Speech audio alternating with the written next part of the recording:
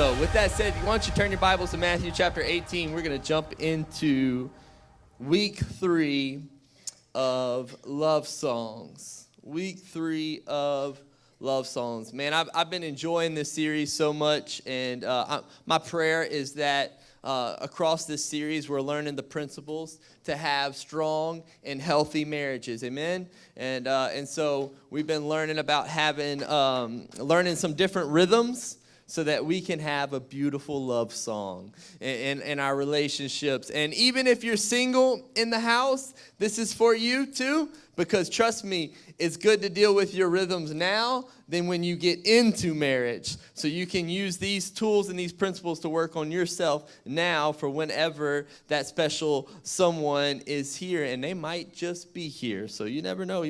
If you're single, you might just need to peep around the room a little bit, because you never know who you might see.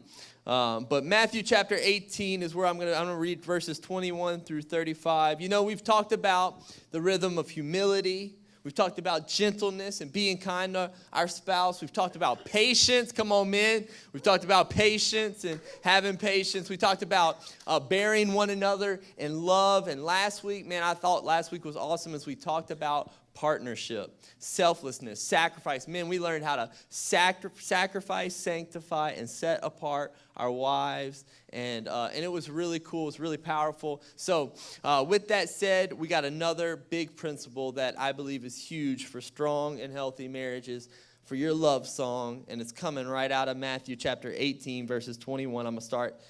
Here we have Peter about to have a conversation with Jesus, and Jesus is going to tell him a parable. He says, Peter came to him and said, Lord, how often shall my brother sin against me and I forgive him? Up to 7 times? Jesus said to him, I do not say to you up to 7 times, but up to 70 times 7. Therefore, the kingdom of heaven is like a certain king who wanted to settle accounts with his servants. And when he had begun to settle accounts, one was brought to him who owed him 10,000 talents. But as he was not able to pay, his master commanded that he be sold with his wife and children and all that he had, and the payment be made. So he's about to sell him into slavery and somewhere else. But then the servant fell before him, saying, Master, have patience with me, and I will pay you all. Then the master of the servant was moved with compassion, released him, and forgave him of the debt. Don't you wish student loan was like that? Come on. They call me so much, I'm just like, hey, just some compassion, please. You know, maybe you could just forgive me of all of it. That would be incredible. But the servant went out and found one of his fellow servants who owed him 100 denarii. Wasn't nowhere near the 10,000 talents. And he laid hands on him and took him by the throat, saying, pay me what you owe. So his fellow servant fell down at his feet and begged him, saying, have patience with me, and I will pay you all. And he would not, but went and threw him into prison till he should pay the debt. So when his fellow servants saw what had been done, they were very grieved and came and told their master all that had been done. Then his master, after he had called him, said to him, you wicked servant, I forgave you all that debt because you begged me. Should you not have also had compassion on your fellow servant, just as I had pity on you? And his master was angry and delivered him to the torturers until it should pay all that was due to him. So my heavenly Father also will do to you, if each of you from his heart does not forgive his brother his trespasses. Today, if you're taking notes, which I hope that you are, you can title this message, The Rhythm of Forgiveness. The rhythm of forgiveness. Look at your neighbor and say, the rhythm of forgiveness. I need to wake y'all up a little bit. See, we really got to talk about this title. You know, we really got to talk about this principle of forgiveness, because I believe there are marriages that are sitting in this room right now that are dealing with unforgiveness towards their spouse. And unforgiveness is a poison in your heart that will do a lot of damage to you spiritually. And not only that, but you will eventually see it unfold in the unhealthy ways in your life naturally. It's not an easy thing to go through, but a lot of times that's what happens. Unforgiveness is in our heart. You know why it's in your heart? It's this one word. And it's something we tend to do a lot. It's called offense. We like to get offended How many of you agree we like to get offended? Come on, we live in a world where you can get offended about everything. How many of you have gotten offended at your spouse lately? Come on. Well, don't raise your hand. I'm preaching up here. Man, you see, it's even in us. And she's raising her hand over here. How many of you, come on, you got offended at, maybe this morning, you left to come and you got in a fight and you got offended at your spouse, man. Offensiveness. It starts with offensiveness in your relationships. And you see, I've learned something about the devil in my 26 years, almost 27 years of life. And I've learned something about the devil. You see, he has an agenda. His agenda is destruction. The Bible tells us that in John chapter 10, verse 10. The thief comes only to steal, kill, and destroy. He wants to steal the joy out of your relationship. He wants to kill the trust. And he wants to destroy what God has brought together as one.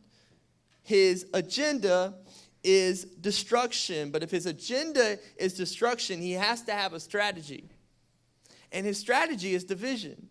You see, because it's God's plan that a man would leave his family and be united to his wife, and the two would become one flesh. That's what Genesis 2:24 tells us. And so we believe it as being united. We're united together as one, but the devil wants to take what's united as one and make it back to two, division. His strategy is to divide you against one another. Mark chapter 3, verse 25 says, if a house is divided against itself, that house cannot stand. How many of you know that you can feel it in your relationship when you're bickering with your spouse, when you're going back and forth, when it's not good? Men, when you're in the doghouse, you can feel a sense of division in your household. And if that division stays there, and if that offensiveness turns into bitterness, which turns into resentment, then ultimately what happens is it will divide your household. And a household that's divided against itself cannot stand. So in order to, he's trying to destroy. So his agenda is destruction, and his strategy is division. He has a tactic, and his tactic is offense. If he could just get you offended at something, if he could just get you where you are just offended all the time. And the thing is crazy because you get offended, and you get offended, and you get offended. He didn't do the dishes, didn't do the laundry. She didn't cook for me. She didn't do something for me. She's not being as intimate with me. You start going back, and you start getting offended. Instead of talking about it, you let it keep sweeping underneath the rug, and you build up these offensiveness that turns into bitterness, that turns into resentment, and it begins to divide. And Jesus is not loving the fact that what he sees, what he's brought together, is being pushed apart. Destruction, divide, and offend. Proverbs 18:19 says, a brother offended is harder to win than a strong city. A brother offended is stronger to win than a strong city. It's crazy how offended we just seem to get sometimes. I mean, I feel like people are offended all the time. There was a time a few years ago, Leah posted on Facebook, because Facebook is the breeding ground for offensives in the comment threads. And she just, literally, it was a picture of, she's a dog lover. She loves animals, any animals. You can't take her to a movie that an animal will perish in. She will bawl her eyes out and walk out the theater. No lie. And so that's just who she is. But she saw this this post about these animal shelter that had, all the dogs had been adopted. On Christmas, I think it was, and so she was like really happy, and she's like, and she shared it, and she was like, thank you so much, God, for allowing these people to rescue all these dogs and bring them to a home and stuff. And literally somebody posted on there and be like, why are you thanking God and not the people? I'm like, are you kidding me? Like, you really just read that and now you were offended? Because come on, keep scrolling, but we get offended about everything. How many of you know that? We get offended. We get so offended about, it seems about everything. And I think that's why it's so important that we've got to learn this rhythm of forgiveness. Because if we don't learn how to forgive one another, only thing we're going to do is stay bitter towards one another. And then the devil wins because now he has offended you in his tactic. He has divided you in your household. It's caused destruction. And you never thought it would come to this. But now you're sitting across the table with your attorneys. You're dividing your assets. You're dividing your kids. You're dividing your life. And you're getting a divorce. And it happens one offense at a time. You know, there's one thing I heard one time, and it was super true. It says the closer the relationship, the closer the opportunity. The closer the relationship, the closer the opportunity. And you can feel that in the blank. You know, the closer the relationship, the closer the opportunity for love, for intimacy. But also, the closer the relationship, the closer the opportunity for offense. Because how many of you know that nobody can hurt you as bad as the person you love the most? I mean, if that stranger said something on Facebook, I mean, we were over it. After the comment, we were just like, whatever, and we were over it. But when your spouse said something hurtful to you, man, guys, how many of you have lived under the doghouse for a few days after that? Man, it offensiveness, and it builds up, and it happens, and we get offended, and we wonder just how we got there. It's dividing your household. So Peter, in this passage, he's probably having some trouble, I can imagine think about Peter in his time, and they're starting the movement with the gospel with Jesus, and there was a lot of people that didn't like them. There's a lot of people that probably said a lot of hurtful things to them and would offend them. And they were trying to figure out how to deal with it.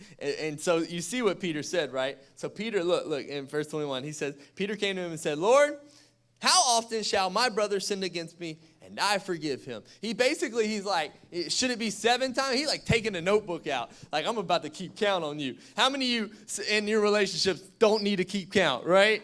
Don't need to keep count. 7 times? Oh, my goodness, you might get that in one day. And he's like, it's one day. 7 times. He says 7 times. Peter's ready to bring out the notebook. He's ready to keep count offenses. And Jesus looks at him and says this, I do not say to you up to 7 times, but up to 70 times 7.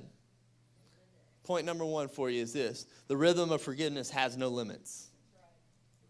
The rhythm of forgiveness has no limits. You see, Jesus right here, he gave an outrageous number. He really did, because he wasn't meaning for you to do the math and be like 70 times 7, 490. Yes, I did that on my research. That's why I answered it so fast. But so it's 490 times. So I'm going to get my notebook out, and I'm going to 490 tallies. I'm just going to keep going, and I might get there by the end of the week. Who knows? Look, let me tell you something about this. If you don't ever find yourself happy and you feel like you're miserable all the time, you might be happy more if you would be offended less. Can I tell you that? You might be happy more if you would be offended less. And then maybe it wouldn't fill up a tally sheet in one day. But he says, when he says 490, he's not telling you to count to that. He's giving you an outrageous number to say, as many times as it takes. How many times are you to forgive that person? You're going to forgive them as many times as it takes. You're going to forgive them every time they sin against you. Now, I want to get this clear before I jump into this. But you see, I'm not talking about like this unconditional forgiveness that if you're in an abusive relationship, physically, verbally, and you I just got to forgive them. And the next day you get beat and you forgive them. The next day you get beat. No, you got to get out of that. I'm not talking about that scenario right here. I'm talking about the little things that you let, like they didn't take the garbage out, and then your kids are not cleaning their rooms up, and now you're mad at your whole family. And how many of you know a happy wife equals a happy life? And if she ain't happy, ain't nobody happy, right? And so I got to figure it out, man, because she's getting offended, and then now I'm getting offended, it builds up and it builds up. But if we get offended. Maybe you said something hurtful in the heat of a fight.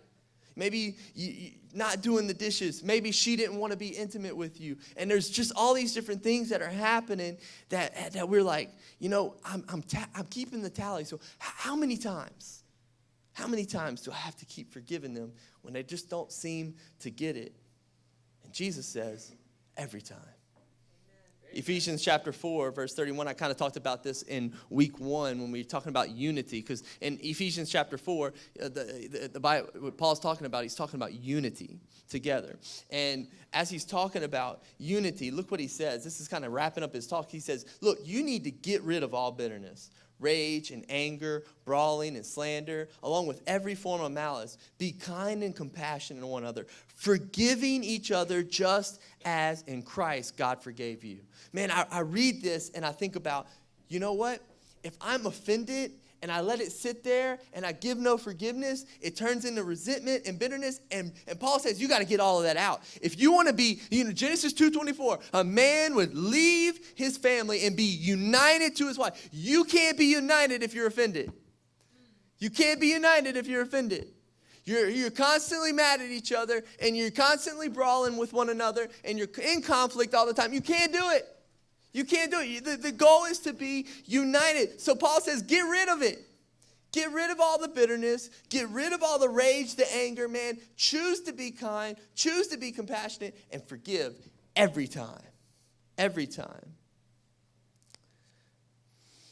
You know, what has your spouse done to you where you've said these words before? I'm tired of telling him or her over and over again, and there's no change. I give up. Come on.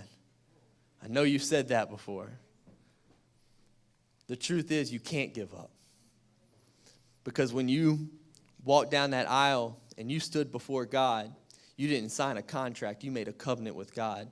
Till death do us apart. You can't give up. You got to keep forgiving.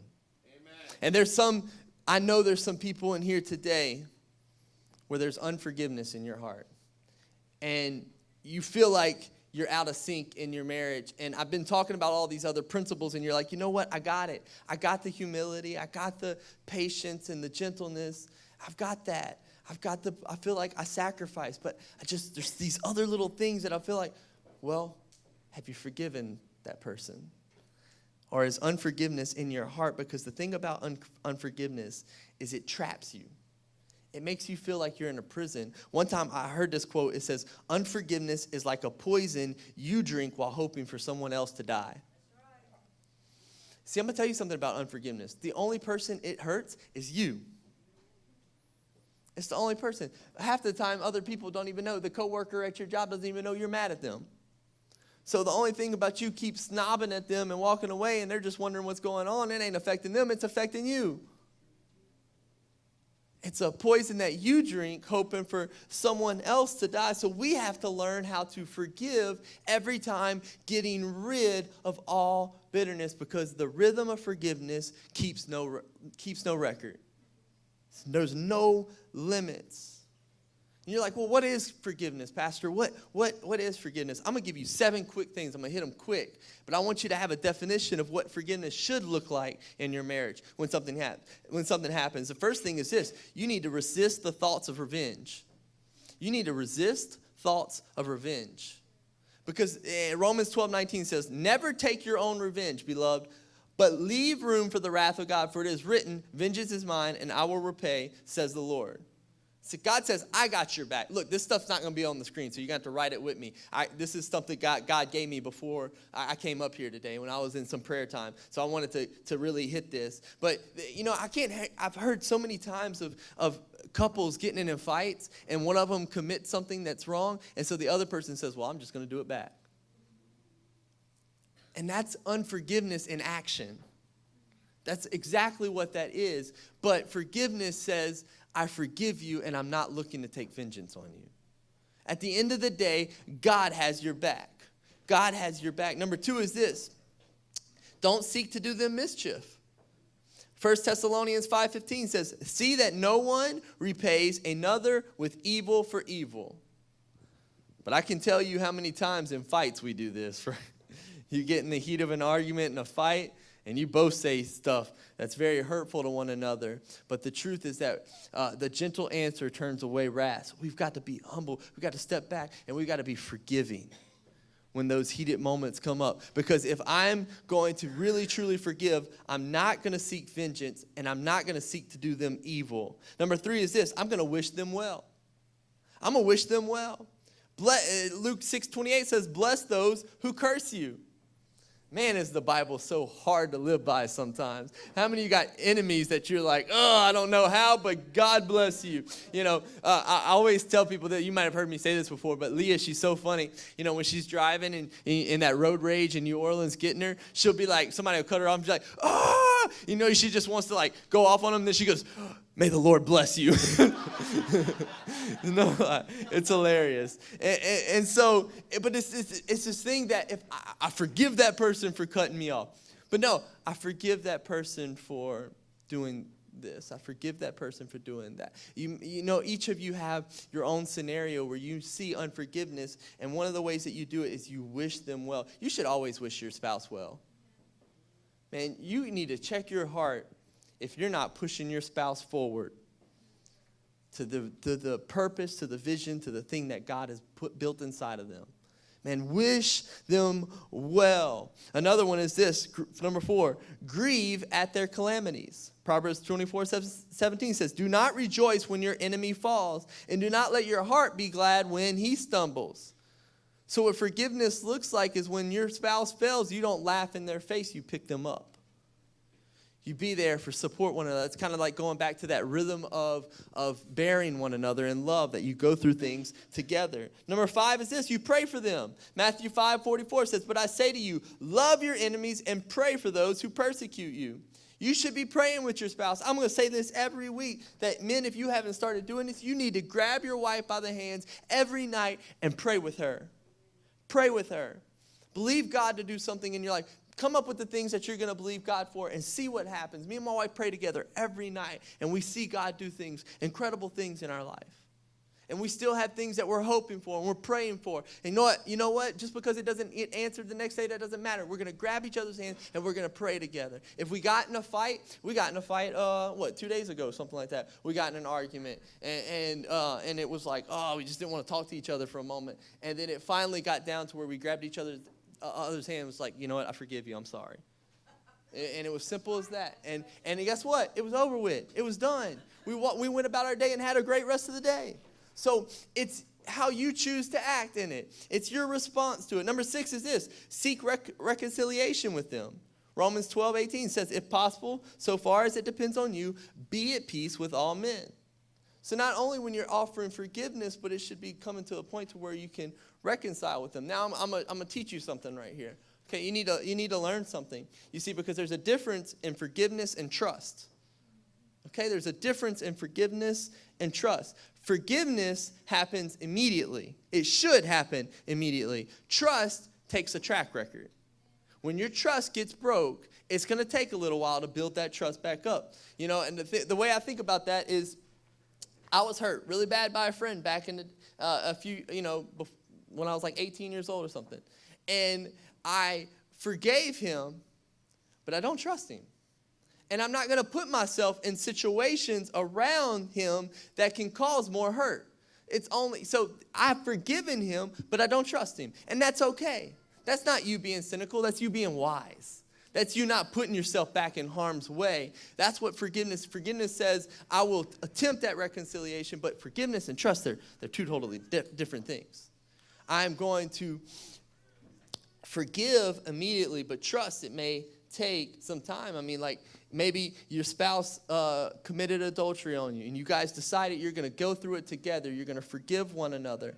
And she may have forgiven you, or he may have forgiven you, but the trust is going to take a little time to build that trust back up. You've got to be willing, as the person who did so, to work with that. To work with that and understand that trust has been broken, and now you have to build it back up. Forgiveness and trust. And then the last thing is, be always willing to come to their relief.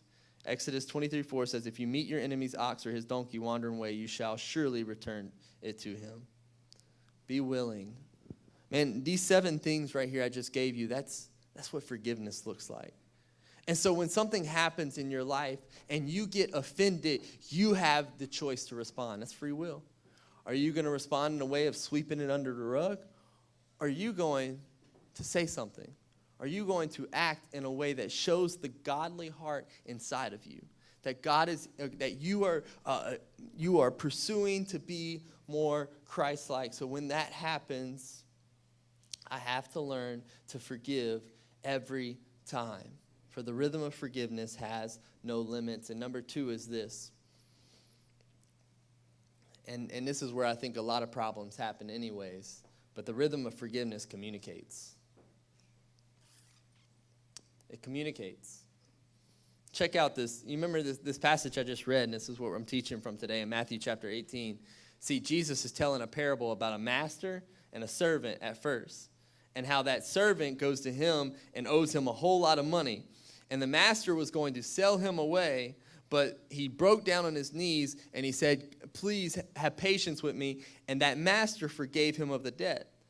But then that servant that was forgiven turns around and holds the other guy captive in prison for his debt, even though he had just been forgiven. That's kind of what happens right there. But I want you to show the first guy. I want you to see what may have drove that master to compassion. Look, it says, and when he had begun to settle accounts, one was brought to him who owed him 10,000 talents. That's the first servant. But as he was not able to pay, his master commanded that he be sold with his wife, his children, and all that he had, and make the payment be made. The servant therefore fell down before him, saying, Master, have patience with me, and I will pay you all. See, I underlined this too, because I want you to understand something right here.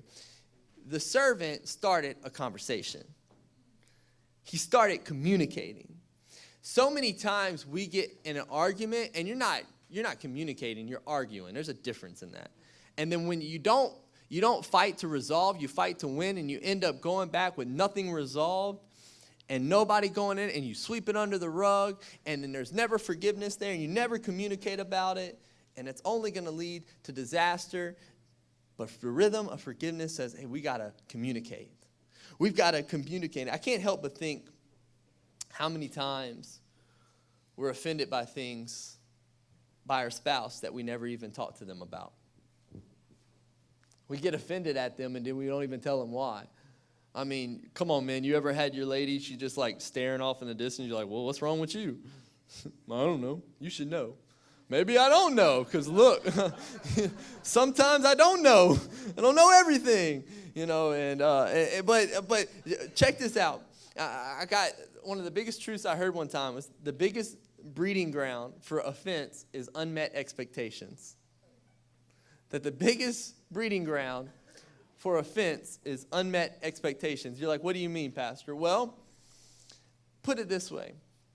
The best way I can explain it for you is anytime you expect something, but you never say something, you expect it, okay? And it doesn't happen that way, well, that's an unmet expectations, and you're now offended. Put it this way. Maybe you grew up and your parents celebrated birthdays like big time. Like you woke up and it was incredible. Like you woke up to decorations everywhere and a big old cake, and it was awesome, right? But then your spouse, he wakes up, and on his birthday, his dad will come over and, happy birthday, dude, and walk off, okay? Now, catch where I'm going with this. Now, he finds a wife, they become one, it's her birthday, and he walks up to her and says, happy birthday. But she's used to the big cake and the decorations, and now she's offended. But she never told him that they did birthdays like that. You get where I'm going with this? It's unmet expectations. It's like I expected it here. We never talked about it, but I expected it here, but it didn't happen here, and now I'm offended. You got to communicate. You got to communicate. That's where I'm going with this whole part. You expected the house to be clean, but it wasn't. You expected they would pick something up from you from the store, but they didn't. You expected your kids to bring home all A's, but they didn't. You expected them to take care of that bill, but they didn't. Let me tell you something. Did you communicate? Are you offended about something you haven't even communicated? Because the truth is the rhythm of forgiveness communicates. There must be communication. We got to stop sweeping things under the rug. Sweeping things under the rug only give you more ammunition for the next fight. And I've got to let those things go and be willing to talk to one another, to ask for forgiveness. Sometimes, men, we got to ask for forgiveness. We do stupid things sometimes. You know, women, don't try too much because y'all pretty crazy too sometimes. You know, so the forgiveness, it's got to be reciprocal, and we've got to work together in this. You got to communicate to one another. I know one thing I've known, and me and my wife, we've been married almost 6 years. But I know some marriages in here that have been married for like 30, 40 years. And I bet you they would look at us and tell us the biggest thing to their successful marriage was that they communicated. They communicated with one another. They talked to one another. They listened to one another. They forgave one another. And at the end of the day, the truth is, you've got to be willing to forgive. You know why? I'm about to give you. You know why you have to be willing to forgive? Because this point right here, and this should be enough motivation for your relationship to start a conversation maybe today, if there's unforgiveness in your heart, to talk about it. Because at the end of the day, the reason we gathered together is to worship who? Jesus. Worship him. We want to be more Christ-like, to be more like him. So if we're pursuing to be more like Jesus, to be more Christ-like, check this out. A marriage that forgives is a marriage that reflects the heart of Jesus. A marriage that forgives is a marriage that reflects the heart of Jesus. You see, we forgive others because he first forgave us. And I don't understand why sometimes, because how many of you know we've messed up? I can look back at my life and know I've done some stupid things. Some things that I've said hurtful words, I've done dumb things, and I've done all these things, and I've sinned, and good Lord, like, God didn't have to, he didn't have to die for me. It's like, I don't get it. It's like, man, I had all this wrong, and you died for me. Jesus died for me, not even knowing if I would ever even come to know him. He died with not expecting anything in return. That's the thing about Jesus. And so he freely gave his life for us. So who are we to hold unforgiveness over somebody else? Who are we? We're not greater than God. If he's given us the grace to be free, then we've got to give that grace to other people to be free. It's the rhythm of forgiveness. Colossians 3:13 says it like this: bear with each other and forgive one another. If any of you has grievance against someone, forgive as the Lord forgave you. Jesus forgave first. And we want to be more like him. Be more like Jesus. I hope for some of you today, this might start a conversation. And look, you've got to realize that when you leave this place and you're going to start that conversation, the defensiveness needs to go away. And there might need to be a conversation where you look at your spouse and say, you know what? You might not know this, but 3 weeks ago, you did this. And I've been letting it build up in me. And that's why we haven't been intimate with one another. And that's why we haven't done this and that together. That's why I haven't been as talkative. I just want you to know I forgive you. How powerful of a moment will that be for you? As God will start to see the heart of that marriage, and it will begin to be more unified than ever before because you decided to communicate. There's a danger to unforgiveness. I didn't want to leave this sermon without telling you about this danger. See, Matthew 6:15 says, for if you forgive men their trespasses, your heavenly Father will also forgive you. But if you do not forgive men their trespasses, neither will your Father forgive yours. That's a big truth, guys. And I'm going to teach God's word for what it is. And right here, it's straightforward to say, if you can't forgive other people, then why should I forgive you?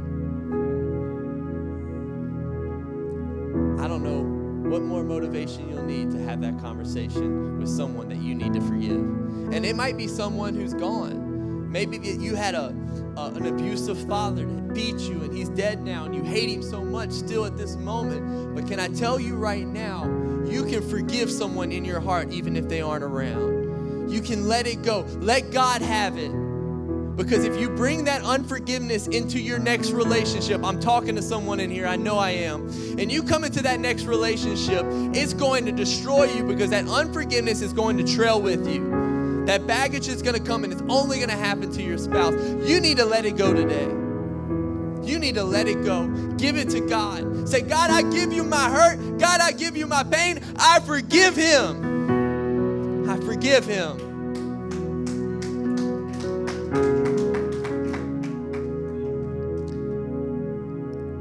That's what Jesus tried to say at the end of his parable.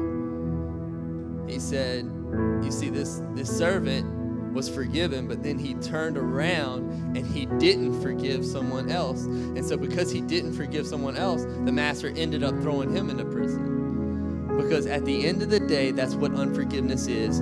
It's a prison for you and only you. Everybody on their feet right now. Maybe there's been some things that you've let turn into bitterness in your marriage.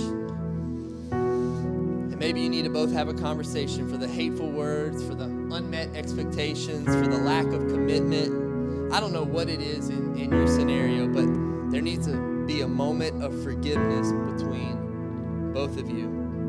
Remember, the devil, he wants to destroy by dividing you with offense. So we've got to choose to have the rhythm of forgiveness so that we can step forward and be unified in our relationships. Everybody's heads bowed and eyes closed.